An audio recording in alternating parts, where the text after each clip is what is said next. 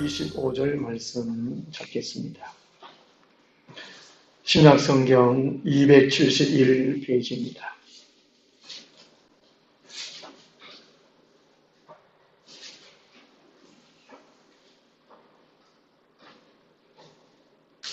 고린도전서 7장 25절에서 31절까지만 같이 읽겠습니다. 처녀에 대하여는 내가 주께 받은 계명이 없으되 주의 자비하심을 받아서 충성스러운 자가 된 내가 의견을 말하노니 내 생각에는 이것이 좋은 곧 임박한 환난으로 말미암아 사람이 그냥 지내는 것이 좋으리라. 내가 아내에게 내었느냐 노이기를 구하지 말며 아내에게서 노렸느냐 아내를 구하지 말라. 그러나 장가가도 죄짓는 것이 아니요 처녀가 시집가도 죄짓는 것이 아니로되 이런 이들은 육신의 고난이 있으니 나는 너희를 아끼노라. 형제들아 내가 이 말을 하노니 그 때가 단축하여 증거로 이후부터 안에 있는 자들은 없는 자같이 하며 우는 자들은 울지 않는 자같이 하며 기쁜 자들은 기쁘지 않은 자같이 하며 매매하는 자들은 없는 자같이 하며 세상 물건을 쓰는 자들은 다 쓰지 못하는 자같이 하라. 이 세상의 유형은 지나갑니다. 아멘. 독신이 좋은 이유라는 제목으로 말씀을 들어가겠습니다. 독신은 혼자 사는 것을 의미합니다. 결혼하지 않고 혼자 사는 것을 의미하는데요. 성경에서 독신은 두 가지 의미로 말씀해 주고 있습니다. 한 가지는 독신의 은사로서의 혼자 사는 것을 말합니다. 7장 7절에 보면요, 이 바울이 독신의 은사가 있다고 말합니다. 독신 혼자 사는 것, 이것이 성령의 은사라는 것입니다. 성령의 능력이라는 것이지요. 성령님이 함께 하실 때에 혼자 살 수 있는 능력을 얻게 된다는 것입니다. 결혼하지 않아도 아무런 불편함을 못 느낀다는 것입니다. 그리고 이성에 대해서 어떠한 충동을 느끼지 않는다는 것입니다. 그래서 주님을 잘 섬길 수 있어서 독신의 은사라고 말을 한답니다. 참 좋은 것이지요. 또 한 가지는 이 독신은 독신의 은사 없이 어떤 환경에 의해서 혼자 살게 되는 것을 말합니다. 오늘 바울은 이 두 번째에서 독신에 사는 것을 말씀해 주고 있는데요. 우리나라에도 점점 이렇게 독신이 늘어가는 것 같습니다. 연합뉴스에 의하면 2016년 우리나라 결혼 연령대가 남자는 35.8세고 여자는 32세 2.7세라고 합니다.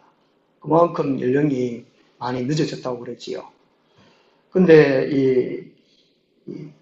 옛날에 그리스나 로마에서는 혼자 살면 세를 부과했다고 합니다. 독신세라고 하기도 하고 싱글세라 하기도 하고 1인 가구세라고 하기도 한답니다. 결혼하지 않은 사람에게 특별하게 걷는 이 세금이 있다고 합니다.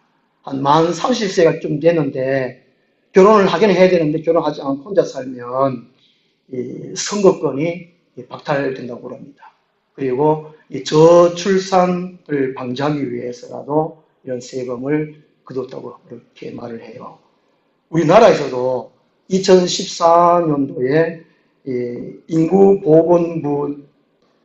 인구보건복지협회에서 독신세를 걷어야 되지 않겠나 이런 의견이 있었다고 그럽니다.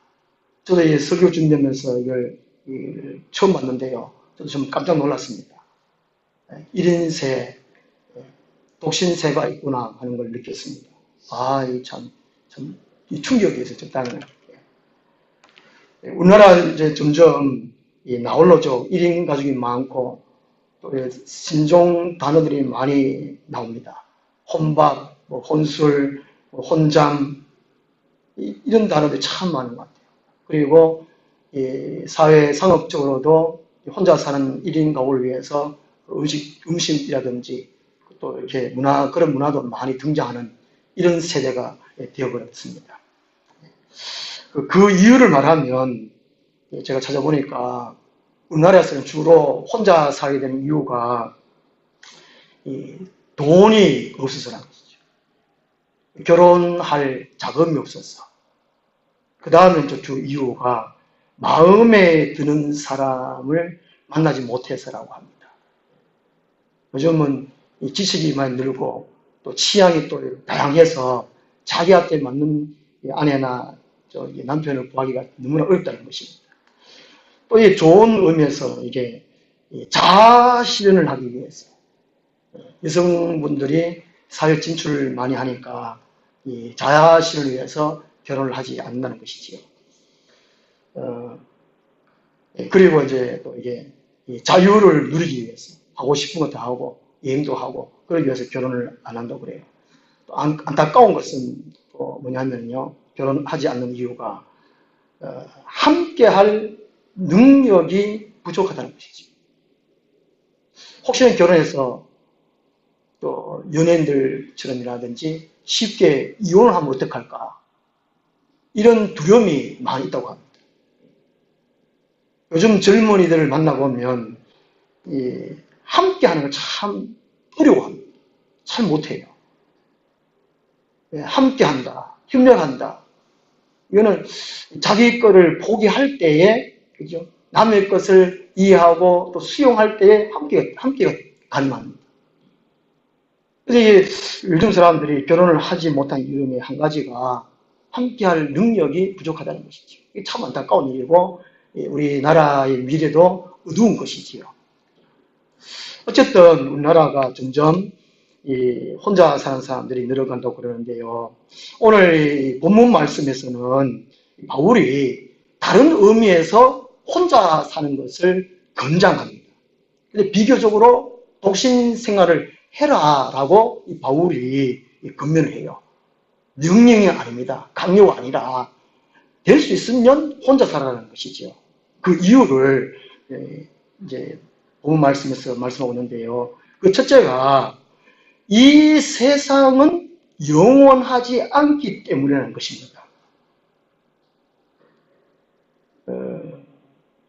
25절에서 31절까지의 내용이 영원이라는 이 단어는 나오지 않습니다. 그런데 이 영원에 대한 이 중요한 사상이 흐르고 있어요. 이 영원이라는 단어는 하나님을 만날 때에만이 그 뜻을 이해할 수 있는 단어입니다. 이 영원이라는 단어는 어떤 상태가 끝없이 이어지는 것을 말하는데요. 하나님이 영원하신 분이시지 않습니까? 여호와라는 이름이 영원자존하신 분. 하나님 만나지 못하면 영원한 단어를 이해를 못한다는 것이지요. 세상 사람들이 영원이라는 단어를 씁니다. 영원토록 당신과 함께하고 싶소, 이런 말을 쓰지만 하나님을 인격적으로 만나지 못하면, 하나님의 세계에 대해서 이해하지 못하면 영원이라는 단어는 결코 뜻을 이해하지 못하고, 또 한편으로는 신앙생활을 제대로 못한다는 것이지요. 믿음생활을 제대로 못합니다. 교회생활을 제대로 못해요. 성도 간의 이 교제를 제대로 나누지를 못합니다. 그런데 이 영원한 단어는 참 중요한 단어입니다. 시편에 보면요, 시편은 이스라엘 백성들이 하나님을 만나고 하나님을 찬양하는 감사하는 내용으로 되어진 것이 시편입니다. 이스라엘 백성들이 율법에 불순종해서 책망받은 말씀들이 연설하면, 이스라엘 백성들이 율법에 순종하고 또 감사하며 살아갔을 때 하나님께서 칭찬으로 주신 말씀이 시가서라는 것이죠. 성문서, 욥기, 시편, 잠언, 전도서, 아가서 이 5권. 그 차이가 있거든요. 예언서 17권. 이 차이입니다. 이 영원이라는 단어, 이걸 깨달을 때에 하나님께부터 칭찬이 있습니다. 온전히 하나님을 찬양하고 온전히 하나님을 섬길 수 있어요. 교회 생활을 할 수 있습니다. 하나님 나라의 쓰임을 받을 수 있어요. 이 영원이라는 단어를 우리들이 한번 깊이 한번 생각을 해봐야 돼요. 시편에 보면은 이 영원한 단어 참 많이 나와요. 그만큼 하나님에 대해서 깊이 깨달았다는 것이지. 하나님과의 깊은 교제를 나누면서 하나님 영원하신 분이시구나. 하나님의 뜻이 우리를 향한 뜻이 무엇인가를 아는 사람들이 노래한 것이 시편이라는 것이지요. 근데 이 영원이라는 단어 속에 이 종말, 이 세상의 끝, 종말이 있음을 포함된 단어라는 것입니다. 그래서 함부로 그냥 영원이라는 단어를 쓸 수가 없다는 것입니다. 거룩한 긴장감 가운데에 그리고 영혼을 준비할 수 있는 그 마음의 상태를 가질 때에 이 영원한 단어를 사용할 수가 있다는 것입니다. 이 영원한 단어 속에 종말이 있음을 포함한 엄청난 단어가 영원이라는 것이죠. 26절 말씀 보면요. 먼저 살펴보기 전에요. 25절에 천에 대하여는 혼자 사는 사람이 대하여는 내가 주께 받은 계명이 없으되 주의 자비하심 받아서 충성스러운 자가 된 내가 의견을 말하노니 말씀합니다. 이 바울이 직접 예수께로부터 받은 것이 없습니다. 혼자 사는 거에 문제에 대해서요. 그렇지만 자기 자신이 의견을 말을 한다고 해요. 그것이 성경에 띄었습니다. 그 전제가 뭐냐면은 바울 자신이 충성스러운 자가 되었다라고 당당히 말합니다. 오늘 우리들이 담대하게 당당하게 나는 하나님 앞에 충성스러운 사람이 되었다라고 말할 수 있는 사람이 누가 있겠습니까? 이 바울은 이런 말을 참 동력습니다. 내가 그리스도를 본받는 자 같이 된 것처럼 너희는 나를 본받아라. 오늘 목사들이 성도들에게 성도 여러분들이요, 내가 하나님을 본받는 같이 나를 본받으십시오. 그렇게 당당하게 말할 수 있는 목사가 과연 몇 명이나 될까? 그렇죠? 목사들이 요즘 참 말이 많잖아요. 물론 다 그런 것이 아니고 한 10명 중에 한두 명인 것 같아요. 제가 볼 때에. 아니다. 마음이 좀 긴기는데 한 10명 중에 한 3명, 4명쯤 되는 거 아니에요. 안 그런 분들 참 많아요. 그래도 하나 앞에 정직하게 충성스럽게 살려고 하는 사람 참 많아요. 이 바울이 자기 자신은 충성스러운 자가 되었다는 것입니다. 성령의 열매 중에 한 가지가 충성이지 않습니까? 이 충성이라는 것은 믿음과의 결부되어 있습니다. 이 믿음직하다는 것이죠. 하나님 보시기에 너는 믿음직하다는 것이죠. 내가 쓸 수 있는 사람 믿음직하다. 하나님 다 보고 마음에 합한 사람이라는 것처럼 오늘 우리 개인들에게 하나님이 너는 참 믿음직하다, 충성스럽다. 사도행전 6장에서 집사님을 세울 때에 충성스러운 사람, 성령 충만한 사람, 그런 사람을 세우라고 말씀합니다. 이 충성은 또 거짓 없이 성실하는 것을 말씀하고 있습니다. 이런 사람이 되어야죠. 바울이 당당히 이런 자세로서 혼자 사는 것에 대해서 권면을 하는데요. 26절 말씀 보면요. 내 생각에는 이것이 좋으니 곧 임박한 한란으로 말미암아 사람이 그냥 지내는 것이 좋으니라. 혼자 지내는 것이 나으니라고 말씀합니다. 임박한 한란이라는 것은 이 세상은 곧 끝난다는 그 말입니다. 이 한란은 종말 시대를 의미합니다. 한란과 이 재림은, 예수님의 재림은 연속성을 갖고 있습니다. 한란이 없으면 예수님 재림하시지 않습니다. 이 한란, 재앙, 이것은 하나님께서 백성 사람들에게 회개의 기회를 주신 거거든요. 하나님께 온전히 돌아온나 라는 신호가 재앙입니다. 환란입니다. 이 시대는 지금 대환란 초기, 환란 시대, 회개 시대, 동시에 순교 시대입니다. 이런 이제 종말의 때가 되니까 세상 지금 이 살 동안이 얼마 안 남았는데 결혼하지 말고 혼자 지내는 것이 낫다는 것이지요. 예수님은 이 마태복음 10장에서 예수님 재림 전에, 재림 있기 전에 그 상황을 이미 말씀해 주셨어요. 마태복음 10장 21절부터 23절 말씀에 보면요. 지금부터 그게 한 1900년 전이죠. 1900년 전에 예수님께서 1900년 뒤에 일어날 일들을 예수님께서 말씀하셨어요. 장차 형제가 형제를, 아버지가 자식을 죽는 데 내주며 자식들이 부모를 대적하여 죽게 하리라. 북한은 한번 수십 년 전에 하면 이렇잖아요. 아들이 아버지를 고소하고 아버지가 또 아들을 고소하고 이런 일이 한 벌써 북한에서 있습니다. 또 이게 아프리카의 소말리아, 라오스 이런 나라들은 이미 아마 이런 것들이 아마 이루어졌습니다. 또 너희가 내 이름으로 말미암아 모든 사람에게 미움을 받을 것이나 끝까지 견디는 자는 구원을 얻으리라. 이 동네에서 너희를 박해하거든 저 동네로 피하라. 내가 진실로 너희에게 이르노니 이스라엘 모든 동네를 다 다니지 못해서 인자가 오리라. 이 바울은 임박한 환난 때문에 혼자 살아가는 것이죠. 우리나라 6.25 당시 때에 이 북한의 사람들이 많이 이렇게 내려왔잖아요. 이산 가족의 한이 얼마나 많습니까? 매년마다 참 이루어졌으면 좋겠는데 한 번씩 가끔씩 이렇게 이산 가족 상봉을 하잖아요.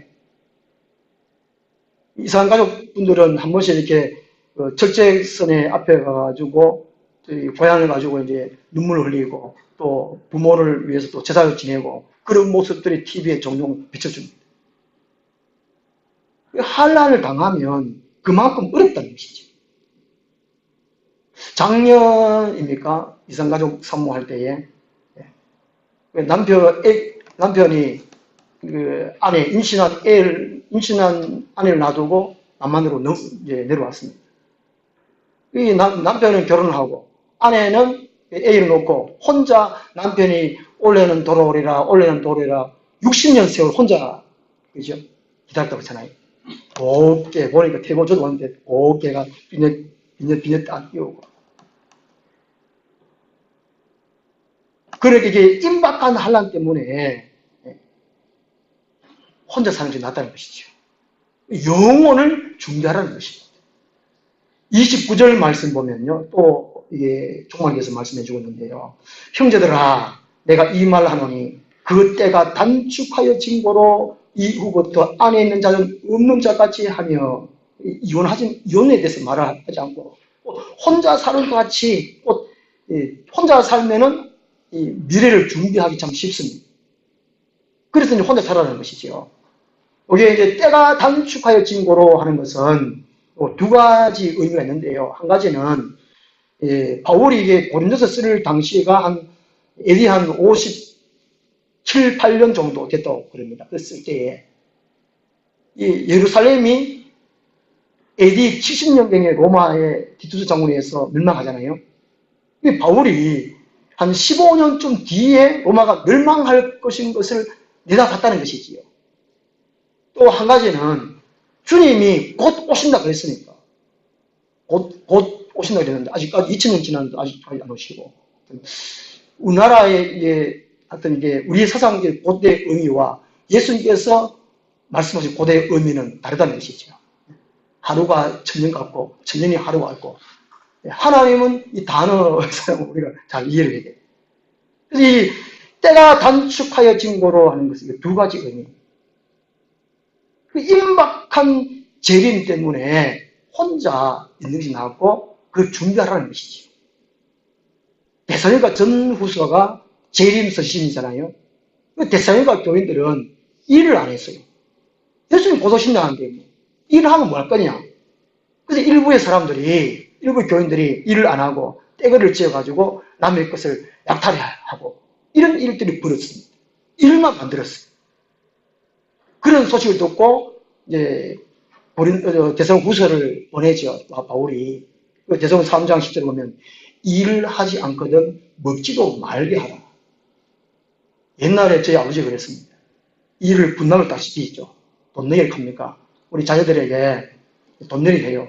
누구는 고추 따고 고추 이제 딸 때 한 5고랑 또 4고랑 저는 한 3고랑 이렇게 막 분담을 해줘요. 돈내기 해요. 또 집에 있을 때는 마당을 누가 쓸고 또 골목은 누가 이제 풀 잡초 뽑고 소주고 누가 끓이고 분담을 다 해줘요. 만약에 안 했을 경우에는 빨리 일해야지 묻지 마라! 그런 말 했는데 이 사도 바울이 그렇게 금면을 이게 종말이 올지라도 해야 할 일은 하라는 것이죠. 그만큼 영원한 세계에 대해서 준비를 하라는 것입니다.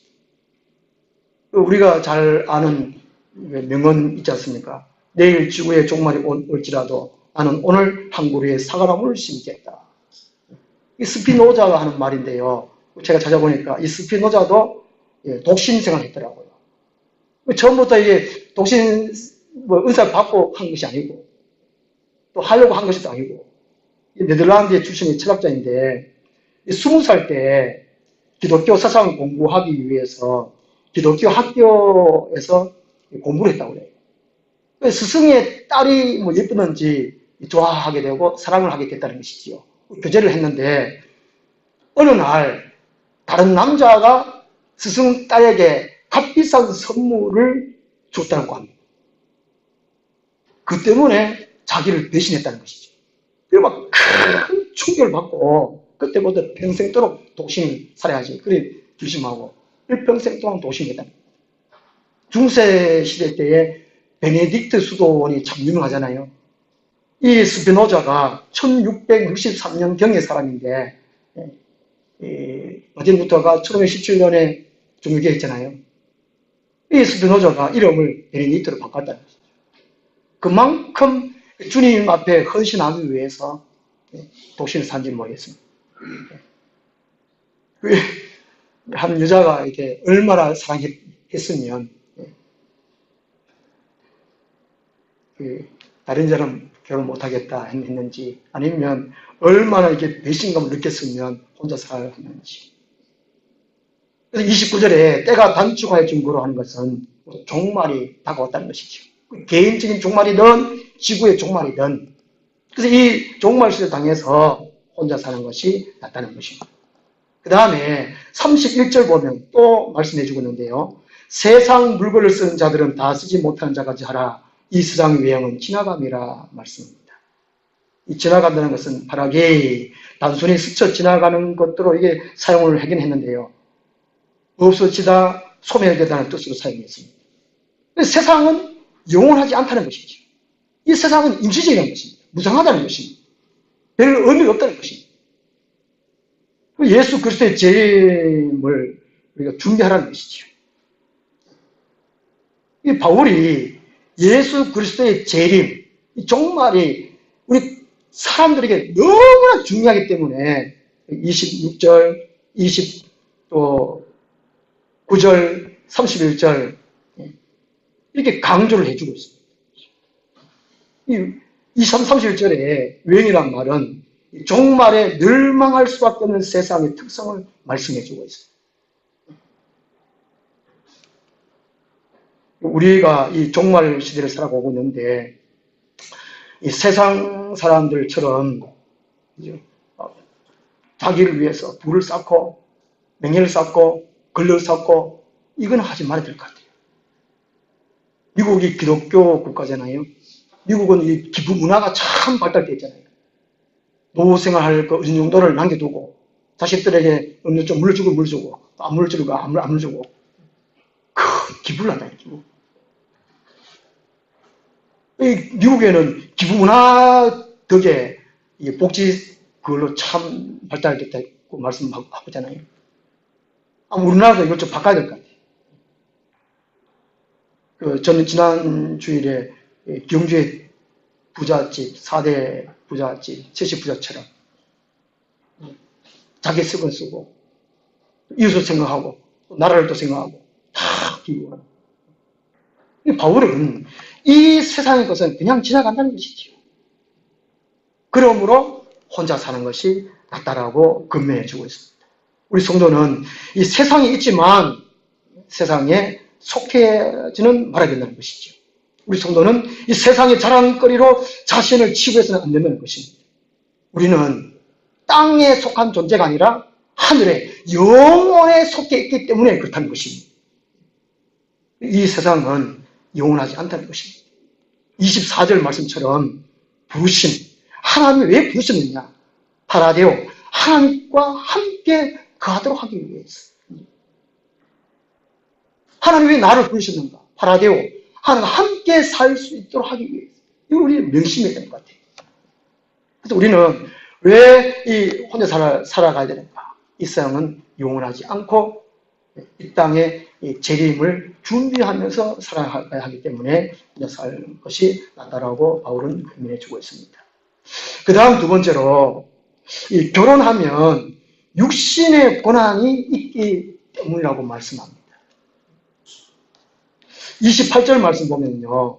형제들아, 28절에 그러나 장가 가도 죄짓는 것이 아니요 처녀가 시집 가도 죄짓는 것이 아니로되 이런 이들은 육신의 고난이 있으니 나는 너희를 아끼노라. 결혼하면 고난이 있다는 것입니다.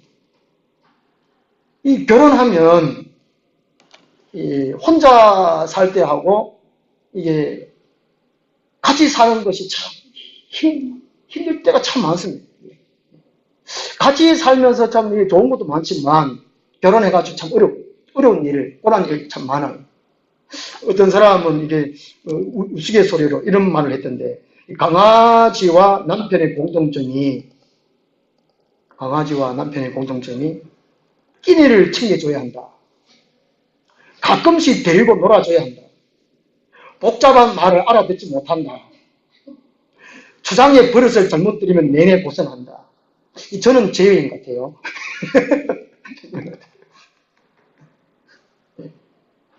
어떤 남편은 아내가 상을 안 차려주면 밥을 안 먹는다고 그래요. 저 그거 깜짝 놀랐어요.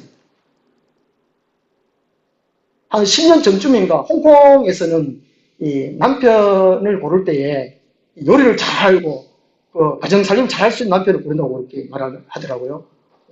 중국에는 원래 문화가 또 남자들이 요리를 한다고 그러는데 아마 우리나라 이게 남편을 두고 한 말 같아요. 특히 유교 문화에 젖은 사람.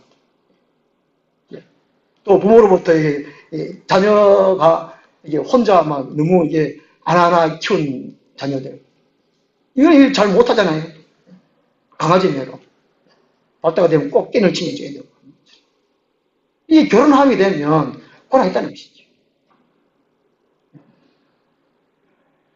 그래서 박해로 인해가지고 당하게 될 육체의 고난을 상기해가지고 이 변호로 인하여 가중될 침과 고난으로부터 이 바울은 보호받을 수 있기 위해서 혼자 살아가는 것입니다. 오늘 우리 한국 사회가 참 이 혼자 사는 것이 참 어렵습니다. 또 한편으로 이 혼자 돈을 결혼해가지고 사는 게 참 어려운 이유가 애기 놓고 애기 양육비라든지 또 학교 시키는 교육비라든지 또 결혼식 비용이라든지 이것 때문에 결혼을 안 한다고 그러는데 또 한국 사람들은 이 자녀들이 아버지를 돈 버는 기계로 인식한다고 그럽니다. 아빠들은 식구들을 먹여 살리느라 등골이 휘어지도록 고생한다는 것이지요. 물론 이해가 있습니다. 보통 아내 된 분들도 남편이 무능할 때에 아내 된 분들이 이렇게 또 혈이가 휘어지도록 고생하지 않습니까? TV 프로 중에 인간극장에 보면 남편이 교통사고를 만나든가 또 질병이라든지 얻으면 아내가 막 고생을 참 많이 하잖아요. 우리 한 가정, 한 세 식구 내지 네 식구를 끌어가기 위해서는 월 수입이 한 250만 원 이상은 돼야 된다고 그래요. 저는 이게 피부로 느끼지를 못해요. 제 아내가 직장 생활을 해서 그런지는 모르겠는데, 얘기 들어보면, 우리나라 물가가 좀 너무 높고, 학원이라든지 모든 게 하는 것이 참 비싸잖아요. 월 250 아니면은, 가정 생활하기가 참 어렵다는 것이죠. 사이가 참 빠듯하다는 것입니다. 혼자 보냈으면. 둘이서 그래야 맞벌이 되는 거. 근데 결혼 생활이 어렵다는 것이죠. 고난이 있다는 것이죠. 특히 오늘 이 본문 말씀에서는 이 종말 때를 예고하고 하시는 말씀이거든요. 그 환란 때를 말씀해 주고 있습니다. 무슨 이 환란이 있으면 혼자 이동하게 되면 편하고 좋은데 가족들이 이동한다고 하면 참 어렵습니다.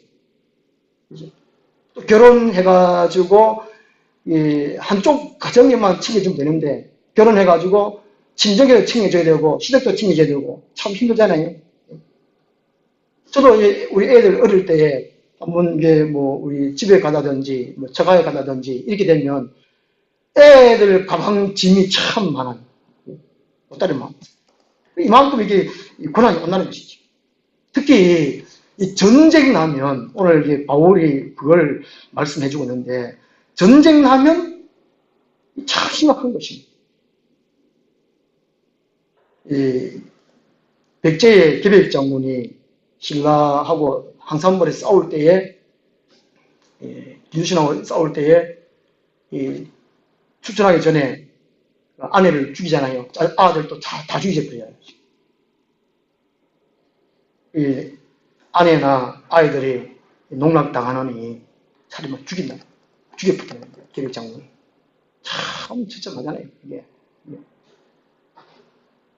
또 이게 탈북하는 분들의 간증을 들어보면 엄마와 딸이 탈북을 하는데 이제 어떤 남자들을 만나서 엄마를 강간하려고 하는 거를 딸을 강간하려고 하는 것을 엄마가 안 된다고 말리고 나를 강간하고 옷을 벗어 제끼고 이런 간증들. 이 환란이 참 그때에 결혼하게 되면 참 어려움을 겪게 된다는 것이지요. 예수님께서도 그 마태복음 24장 19절 말씀 보면 이 종말에 관해서 말씀해 주고 있는데요. 그 날에는 아이 된 자들과 젖 먹이는 자들에게 하가 있으로다. 너희가 도망하는 일이 겨울에나 안식일에 되지 않도록 기도하라. 이는 그때 큰 환란이 있겠음이라. 창세로부터 지금까지 이런 환란이 없었고 후에도 없으리라 라고 말씀합니다. 예수님께서도 이 종말 때, 이 환란 때를 생각하시면서 이미 말씀해 주셨다는 것이죠. 소돔과 고모라가 멸망할 때에 하늘에서 유황불이 막 내려서 멸망할 때에 하나님이 아브라함 때문에 롯의 가정을 구원해 주시잖아요. 천사를 통해 가지고 이 롯 보고 도망가라고 그럽니다. 도망갈 때에 결코 뒤를 돌아보지 말라고 그렇게 말합니다. 이 천사가 이 롯에게 속한 사람들을 다 얘기해서 함께 도망하라고 말하지요.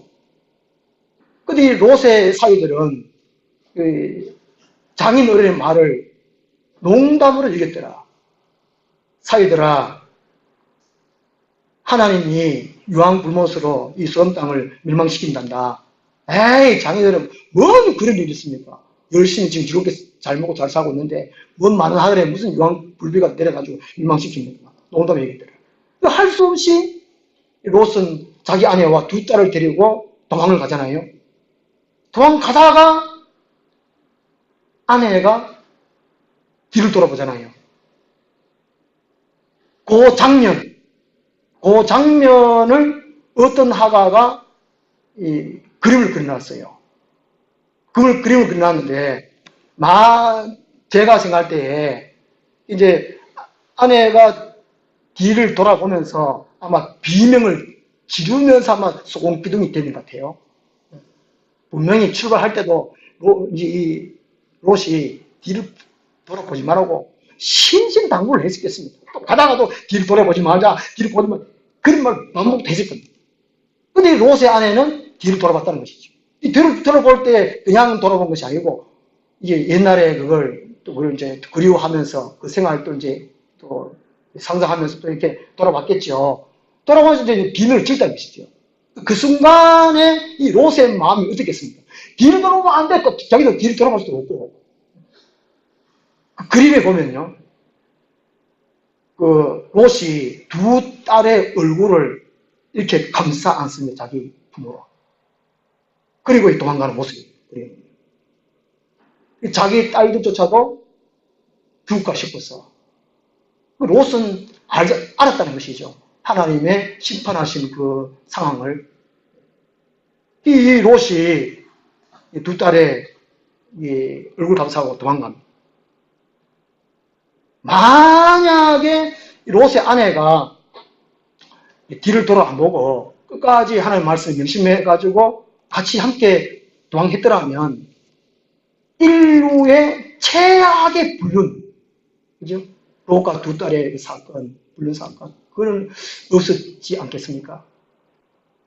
이게 하나님의 말씀을 불순종한다는 것이 이만큼 없었어요. 이게 오늘 이 바울이 이 종말을 앞두고 왜 혼자 살아가야 되는 것이 좋다라고 말씀했는가 하는 것이죠. 그리고 예수님께서 마태복음 24장 19절에서도 아이 빚은 자들이 하가 있다. 가정을 가진 자가 하가 있다라고 말씀을 했을까 하는 것이죠. 그래서 지금 이 시대가 그렇다고 결혼하지 말라는 것은 아닙니다. 28절에 그러나 장가가도 죄짓는 것이 아니고 처녀가 시집가도 죄짓는 것이 아니지만 그러나 결혼하면 고난이 있다는 것이죠. 우리 딸 찬미도 애 낳아가지고 우리 집에 와가지고 지내다가 하루 동안에 애 막 고치고 막 그러니까 뭐 멘탈이 뭐 다 틀렸니 어땠니 뭐 그런 말을 하더라고요.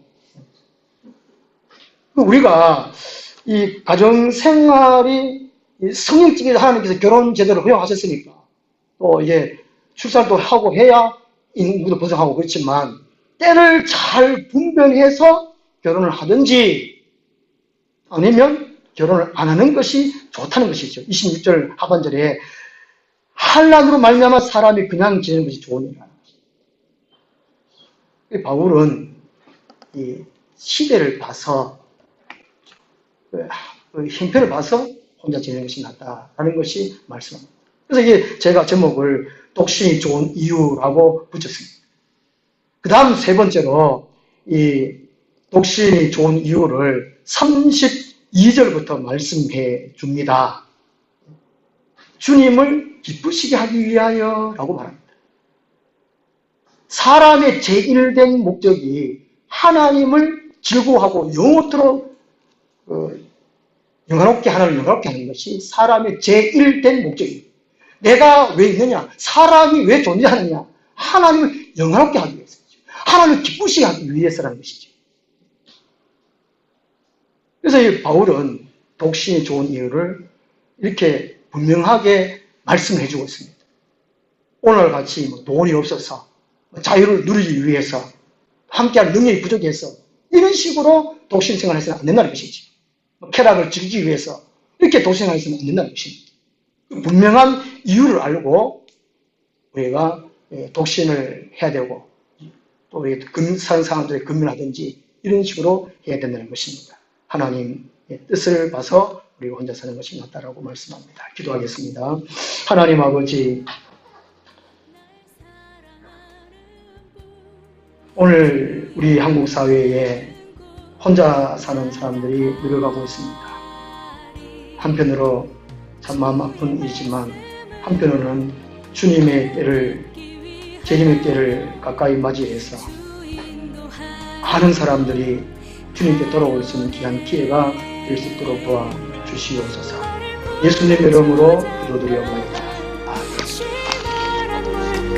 찬송가 320번